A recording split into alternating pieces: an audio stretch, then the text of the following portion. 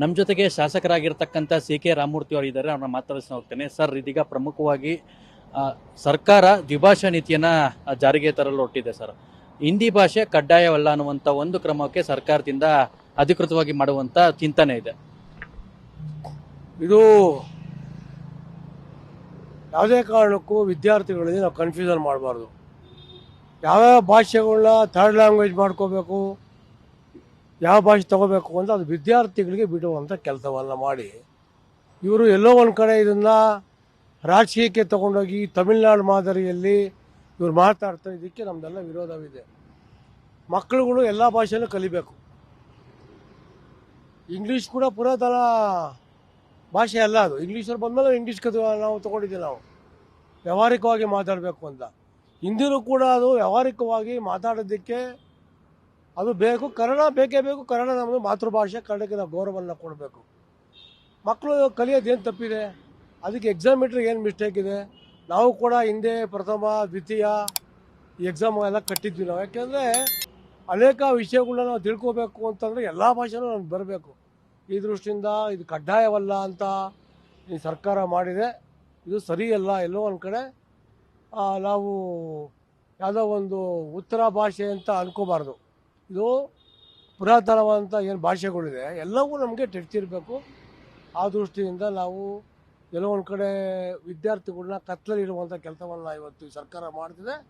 ಇದಕ್ಕೆ ನಾವು ವಿರೋಧವನ್ನು ವ್ಯಕ್ತಪಡ್ತಾ ಇದ್ದೇವೆ. ಕೆಲವೊಂದು ಕಡೆಯಲ್ಲಿ ಸರ್, ಕೆಲವೊಂದು ಶಾಲೆ ಕಾಲೇಜುಗಳಲ್ಲಿ ತೃತೀಯ ಲ್ಯಾಂಗ್ವೇಜ್ ಆಗಿ ಕನ್ನಡ ಇರುತ್ತೆ. ಸೊ ಈಗ ನಾವು ಹಿಂದಿನ ವಿರೋಧ ಮಾಡಿದ್ರೆ ಅವ್ರು ಕನ್ನಡ ವಿರೋಧ ಮಾಡುವಂತ ಒಂದು ಸಾಧ್ಯತೆ ಇರುತ್ತೆ. ಇಲ್ಲಿಂದ ಏನು ಸರ್ಕಾರದ ಒಂದು ನಿರ್ಧಾರದಿಂದ ಕನ್ನಡವೇ ಕೂಡ ಅಸ್ಮಿತೆ ಒಂದು ಸಮಸ್ಯೆ ಆಗುವಂತ ಒಂದು ಚರ್ಚೆ ಆಗ್ತಿದೆ. ಇದರ ನಡುವೆ ಸರ್ಕಾರ ಈ ರೀತಿ ನಿರ್ಧಾರ ಮಾಡ್ತಿರುವಂತದ್ದು ಸಾಕಷ್ಟು ಒಂದು ಚರ್ಚೆ ಕಾರಣ ಆಗ್ತಿದೆ ಸರ್. ಸರ್, ನಮ್ಮ ಪ್ರಕಾರ ಮಸ್ಟೆನ್ಶುಡ್ಡು ಕರ್ನಾಟಕದಲ್ಲಿ ಕನ್ನಡ ಭಾಷೆ ಕಡ್ಡಾಯ. ಮೊದಲೇ ಲ್ಯಾಂಗ್ವೇಜ್ ಕನ್ನಡ ಇದು ಇರಬೇಕು. ಅದಾದಮೇಲೆ ಇವಾಗ ಎಲ್ಲ ಲ್ಯಾಂಗ್ವೇಜು ಕಲಿಯುವಂಥ ಹಕ್ಕು ವಿದ್ಯಾರ್ಥಿಗಳಿಗಿದೆ. ಅದನ್ನು ಇವರು ಕಸ್ಕೋಬಾರ್ದು. ಇವರು ಈಗ ನೀವು ಎಲ್ಲೆಲ್ಲಿ ಇಂಗ್ಲೀಷ್ ಮೀಡಿಯಮ್ ಇದೆ ಅಲ್ಲೂ ಕಡ್ಡಾಯ ಮಾಡಿ ಕನ್ನಡನ ಯಾರು ಬೇಡ ಅಂತಾರೆ? ಅಲ್ಲೂ ಕನ್ನಡ ಕಲ್ತ್ಕೊಳ್ಳಿ. ಯಾರು ಬೇರೆ ಬೇರೆ ವಿದ್ಯಾರ್ಥಿಗಳು ಬೇರೆ ರಾಜ್ಯದಿಂದ ಬಂದರೂ ಕೂಡ ಕನ್ನಡ ಕಲ್ತ್ಕೊಳ್ಳಿ, ಕಡ್ಡಾಯ ಮಾಡಿ. ಆದರೆ ನೀವು ತೆಗೆದೇ ಬಿಡ್ತೀವಿ ಇದನ್ನ, ಇದು ಕಡ್ಡಾಯವಲ್ಲ, ಇದು ಎಕ್ಸಾಮ್ಗೆ ಕೂತ್ಕೊಳ್ಳೋಂಗಿಲ್ಲ, ಇದು ಸರಿಯಲ್ಲ ಅಂತ ನಮ್ಮ ಅನಿಸಿಕೆ. ಸರ್, ಈಗ ಬೈ ಎಲೆಕ್ಷನ್ ವಿಚಾರಕ್ಕೆ ಬರೋದಾದ್ರೆ ಹೇಗಿದೆ ಸರ್ ಕ್ಷೇತ್ರದಲ್ಲಿ? ಬಾಗಲಕೋಟೆ ಒಂದ್ ಕಡೆ, ದಾವಣಗೆರೆ ದಕ್ಷಿಣ ಕ್ಷೇತ್ರ ಒಂದ್ ಕಡೆ, ಇಬ್ರು ಕೂಡ ಸಮರ್ಥ ಅಭ್ಯರ್ಥಿಗಳನ್ನ ಹಾಕಿದ್ದೀರಾ ಅಂತ ಅನಿಸ್ತಾ ಇದೆ. ಯಾಕಂದ್ರೆ ನೆನೆಯಿಂದ ಕೂಡ ಸಿಎಂ ಸಿದ್ದರಾಮಯ್ಯ ಅವರು ಪ್ರಚಾರ ಮಾಡ್ತಿದ್ದಾರೆ ಅಭ್ಯರ್ಥಿ ಪರ. ಇವತ್ತು ಯಡಿಯೂರಪ್ಪ ಅವರು ಹೋಗಿದ್ದಾರೆ. ನೀವು ಯಾವಾಗ ಹೋಗ್ತೀರಾ ಸರ್? ಹೋಗೋದಿದೆ ಸರ್, ನಾವು 4, 5, 6 ನಾವು ವಿಜಯೇಂದ್ರ ಅವ್ರ ಜೊತೆ ಬಾಗಲಕೋಟೆಗೆ ಹೋಗ್ತಾ ಇದ್ದೀವಿ ಸರ್.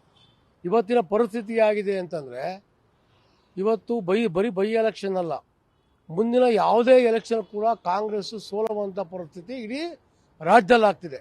ಯಾಕೆ ಅಂತಂದರೆ ಇವತ್ತು ಮಾಡುವಂಥ ಡೆವಲಪ್ಮೆಂಟ್ ಇಲ್ಲ, ಯಾವುದೇ ವರ್ಗ ಇವರಿಗೆ ಇದು ಮಾಡ್ತಿಲ್ಲ. ಇವತ್ತು ಮುಸಲ್ಮಾನರು ಕೂಡ ಇವತ್ತು ದಾವಣಗೆರೆಯಲ್ಲಿ ಕಾಂಗ್ರೆಸ್ ವಿರುದ್ಧವಾಗಿ ಪ್ರಚಾರ ಮಾಡ್ತೀರಿ ಅಂದರೆ ಲೆಕ್ಕಾಚಾರ ಮಾಡ್ಕೊಳ್ಳಿ. ಈ ಪರಿಸ್ಥಿತಿ ಆಗಿದೆ. 2ಕ್ಕೆ 2 ಕ್ಷೇತ್ರವನ್ನು ನಾವು ಗೆಲ್ತೀವಿ. ನಾವು ಜನ ನಮ್ಮನ್ನು ಕೈ ಹಿಡಿತಾರೆ ಸರ್. ಅಂದ್ರೆ ಸರ್, ಈಗ ಗ್ಯಾರಂಟಿ ಯೋಜನೆಗಳನ್ನ ತೆಗೆದುಕೊಂಡು ಜನರ ಬಳಿ ಅವರು ಹೋಗ್ತಿದ್ದಾರೆ. ಈಗ ನೀವು ಒಂದು ಪ್ರತ್ಯೇಕವಾದಂತ ಒಂದು ಪ್ರಣಾಳಿಕೆನೇ ತಯಾರು ಮಾಡ್ಕೊಂಡಿದ್ದೀರಾ, ಅದು ಜನರು ಕೈ ಹಿಡಿತಾರ ಅಂತ? ಅಲ್ಲ, ಮೊನ್ನೆ 3 ತಿಂಗಳದ್ದು ಏನು ಒಟ್ಟಿಗೆ ಮಹಿಳೆಯರಿಗೆ ಅಕೌಂಟ್ಗೆ ಹಾಕುವಂಥ ಕೆಲಸವನ್ನು ಮಾಡಿದ್ದಾರೆ. ಇವರು ಯಾವುದೋ ಒಂದು ಆಸೆಗಳನ್ನ ಅಮೃಷಗಳು ಇಟ್ಕೊಂಡು ಮಾಡ್ತಾ ಇದ್ದಾರೆ. ಆ ರಾಜ್ಯ ಸರ್ಕಾರದಲ್ಲಿ ಏನು ಬೈ ಎಲೆಕ್ಷನ್ ಅಂತ ಏನು ಬರುತ್ತೆ, ಆಲ್ಮೋಸ್ಟ್ ಕಾಂಗ್ರೆಸ್ ಸರ್ಕಾರ ಬೇರೆ ಯಾವ ಸರ್ಕಾರ ಬರುತ್ತೆ. ಈ ಚುನಾವಣೆಯಲ್ಲಿ 2 ಸೀಟನ್ನು ನಾವು 100ಕ್ಕೆ 100 ನಾವು ಗೆಲ್ತೀವಿ. ನಮ್ಮ ಎಲ್ಲ ರಾಜ್ಯ ನಾಯಕರಿಗೆ ಭರವಸೆ ಇದೆ.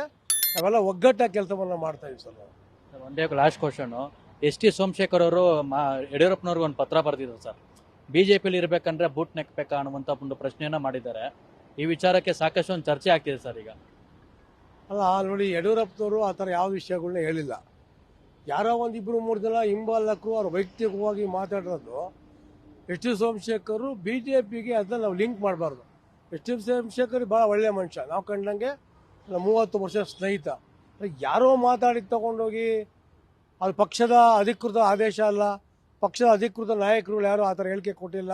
ರಾಜ್ಯಾಧ್ಯಕ್ಷರಾಗಲಿ ಯಡಿಯೂರಪ್ಪನವರ ಆ ಥರ ಹೇಳಿಕೆ ಕೊಟ್ಟಿಲ್ಲ. ಯಾರೋ ಒಬ್ಬ ಮನುಷ್ಯ ಅವ್ರ ವೈಯಕ್ತಿಕ ದ್ವೇಷದಿಂದ ಆ ಥರ ಕೊಡಬೇಕು ಅಂತಂದರೆ ಅದು ಕೊಡಲೂಬಾರ್ದು, ಸರಿಯಲ್ಲ. ಅದು ಅವ್ರು ಹೇಳಿದ ತಪ್ಪು, ರುದ್ರೇಶ್ ಹೇಳಿದ ತಪ್ಪು, ಅವೆಲ್ಲ ಹೇಳಿದ ತಪ್ಪು. ಆದರೆ ಇದು ಯಾವರು ಯಡಿಯೂರಪ್ಪ ಅವ್ರಿಗೆ ಲೆಟ್ರ್ ಕೊಟ್ಟಿದ್ದಾರೆ, ಅವ್ರು ಯಡಿಯೂರಪ್ಪನವ್ರು ಆನ್ಸರ್ ಕೊಡ್ತಾರೆ ಸರ್. ಏನು ಇದಿಷ್ಟು ಏನು ಶಾಸಕರಾಗಿರ್ತಕ್ಕಂಥ ಸಿ ಕೆ ರಾಮಮೂರ್ತಿ ಅವರ ಮಾತಾಗಿತ್ತು. ಕ್ಯಾಮ್ರಾ ಪರ್ಸನ್ ಅನಿಲ್ ಕುಮಾರ್ ಜೊತೆ Abhishek, Karnataka news beat, Bengaluru. Karnataka news beat follow ಮಾಡಿ, ಸಬ್ಸ್ಕ್ರೈಬ್ ಮಾಡಿ.